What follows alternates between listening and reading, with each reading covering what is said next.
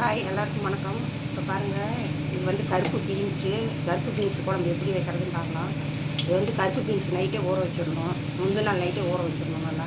இப்போ வந்து இது குக்கரில் போட்டு கொஞ்சம் உப்பு போட்டு மஞ்சள்தூள் போட்டு நல்லா வேக வச்சுக்கணும். 4-5 விசில் விட்டு இப்போ ஊற்றி வச்சு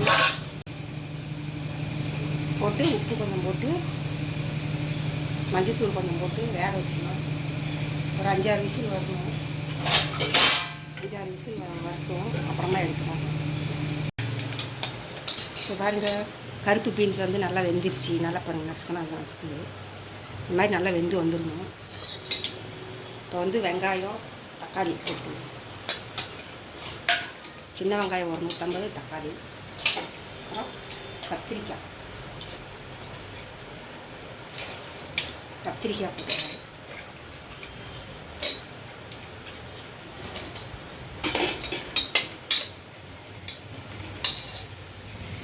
மஞ்சத்தூள் கொஞ்சம்,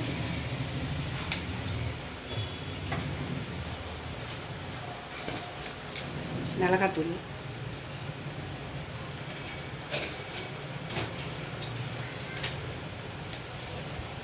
மல்லித்தூள் 2 ஸ்பூன்,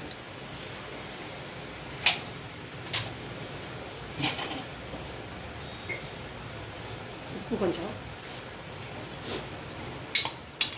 போட்டு இது கொதித்த உடனே தேங்காயும் கருவேப்பிலையும் போட்டு அரைச்சி வச்சுருக்குது. ஒரு கைப்பிடி கருவேப்பிலை போட்டு அரைச்சி கொஞ்சம் புளி அரைச்சி வச்சுருக்கேன். கத்திரிக்காய் வந்தாலுமே இதில் ஊற்றுவோம். கத்திரிக்காய் கொஞ்சம் வேகட்டும்.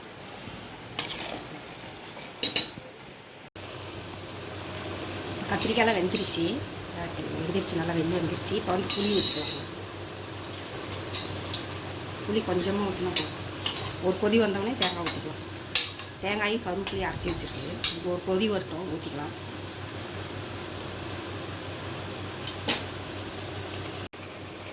இப்போ பாருங்கள், புளி ஊற்றி ஒரு கொதி வந்துருச்சு நல்லா. இப்போ வந்து தேங்காய் கருவேப்பிலை ஒரு கைப்பிடி போட்டு அரைச்சி வச்சுருக்காங்க வந்து இதில் ஊற்றி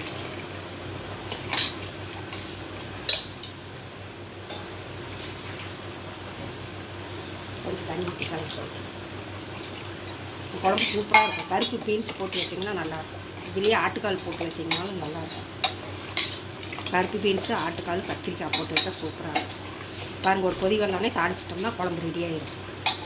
சாப்பாட்டில் ஊற்றி சாப்பிட்டோம்னா இது நல்லா டேஸ்ட்டாக இருக்கும். பாருங்கள், கருப்பு பீன்ஸு கொதி வரட்டும். கொதி வந்தோடனே தாளிச்சிக்கலாம். இப்போ பாருங்கள், வெந்துருச்சு, நல்லா வெந்துருச்சு. இப்போ வந்து தாளிச்சிக்கலாம். குழம்பு நல்லா வெந்து கொதிச்சு வந்துருச்சுங்க பாருங்கள். சூப்பராக கம்மக்கமாக நாசம். இப்போ வந்து தாளிச்சிக்கலாம். இப்போ வந்து சட்டி வச்சு எண்ணெய் ஊற்றிக்கலாம். குழம்பு வச்சு சாப்பிட்டு பார்த்தீங்கன்னா நல்லா டேஸ்ட்டாக இருக்கும். நல்லா சூப்பராகவும் இருக்கும். எண்ணெய் காஞ்சதும் கடுகு போட்டுக்கலாம். கடுகு வெடிச்சோன்னே கொஞ்சம் சீரகம் போட்டுக்கலாம்.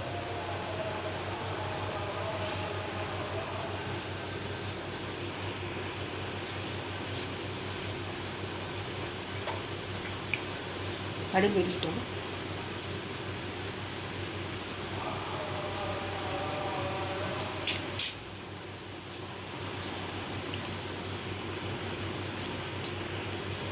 கடுகு வெடித்து வந்தாலே சீரகம். குழம்பு செஞ்சு பார்த்தீங்கன்னா சூப்பராக இருக்கும். செஞ்சு பாருங்கள்.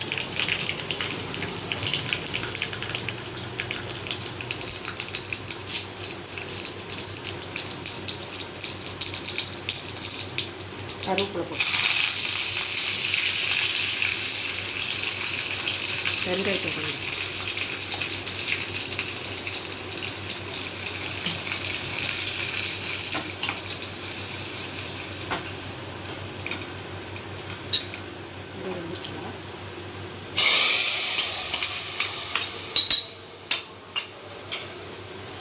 கருவேப்பிலை போட்டுக்கலாம்.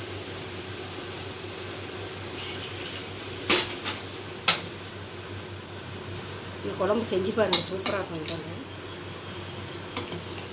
டேஸ்ட்டாக இருக்கும். இது எப்படி இருக்குன்னு செஞ்சு பார்த்துட்டு லைக் பண்ணுங்கள், சப்ஸ்கிரைப் பண்ணுங்கள். அது சூப்பராக இருக்கும். குழம்பு கருப்பு பீன்ஸ் குழம்பு ரெடி ஆகிடுச்சு. வாங்க சாப்பிட்லாம். பாய்.